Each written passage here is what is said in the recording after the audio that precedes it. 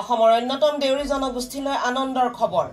যুগ যুগান্তৰলৈ সংৰক্ষিত হ'ব দেউৰী ভাষা মৃত্যুৰ দুৱাৰদলিৰ পৰা দেউৰী ভাষাক পুনৰুদ্ধাৰ কৰাৰ সবল প্ৰয়াস আনন্দৰাম বৰুৱা ভাষা কলা সংস্কৃতি সংস্থাৰ উত্তৰ গুৱাহাটীৰ ৰজাদুৱাৰস্থিত মুখ্য কাৰ্যালয়ত আৰম্ভ হৈছে দেউৰী অসমীয়া ইংৰাজী ত্ৰিভাষিক অভিধানৰ কৰ্মশালা 2013 চনত আৰম্ভ কৰা হৈছিল এই অভিধানখনৰ কাম এইখন হৈছে 19 সংখ্যক তথা শেষৰখন কৰ্মশালা দেউৰী সাহিত্য সভাৰ সভাপতি দশানন দেউৰী প্ৰাক্তন সভাপতি লীলাকান্ত দেউৰীকে ধৰি দেউৰী সমাজৰ 11 জন সমল ব্যক্তিয়ে এই কৰ্মশালাত অংশগ্ৰহণ কৰিছে সপ্তাহজোৰা কাৰ্যসূচীৰে আৰম্ভ কৰা অন্তিমখন কৰ্মশালাত প্ৰতিটো দেউৰী শব্দৰ উচ্চাৰণো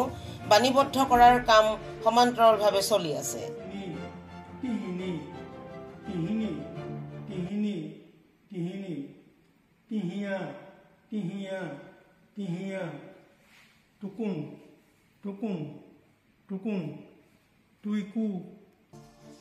অভিধানখনৰ অনলাইন সংস্কৰণো প্ৰকাশ কৰাৰ উদ্যোগ লৈছে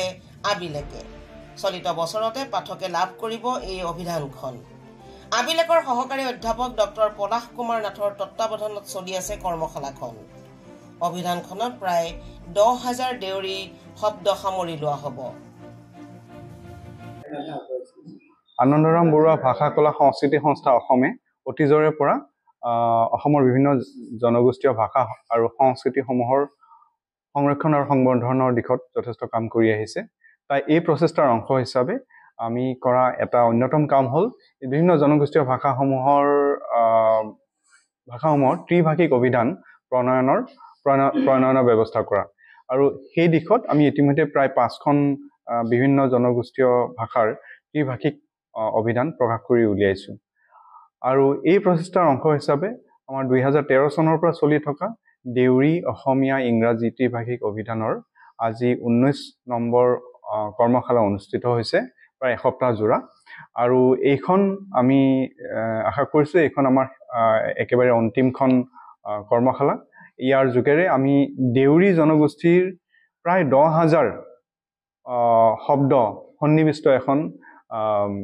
অভিধান প্ৰণয়ন কৰিবলৈ আগবাঢ়িছো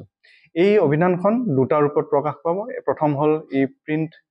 ৰূপত যেটো প্ৰকাশ পাব কিতাপ আকাৰে আৰু দুই নম্বৰতে এখন অনলাইন অভিধান হিচাপে ইয়াক প্ৰস্তুত কৰাৰ পৰিকল্পনা কৰা হৈছে আৰু সেই উদ্দেশ্যে এই যি প্ৰায় 10,000 দেউৰী শব্দ এই শব্দ প্ৰত্যেকটো শব্দই আমি বাণীবদ্ধ কৰিছো তেওঁলোকৰ সহযোগ এই গোটেই প্ৰচেষ্টাত দেউৰী সাহিত্য সভা আৰু দেউৰী জনগোষ্ঠীৰ বিভিন্ন সমল ব্যক্তিয়ে প্ৰথমৰে পৰা অতি আন্তৰিকতাৰে তেওঁলোকে আমাৰ সৈতে সহযোগ কৰি আছে আৰু তেওঁলোকৰ সহযোগৰ কাৰণে আজি এইটো সফল হ'ব পাৰিছে ইয়াৰ লগতে এই ক্ষেত্ৰত আমাৰ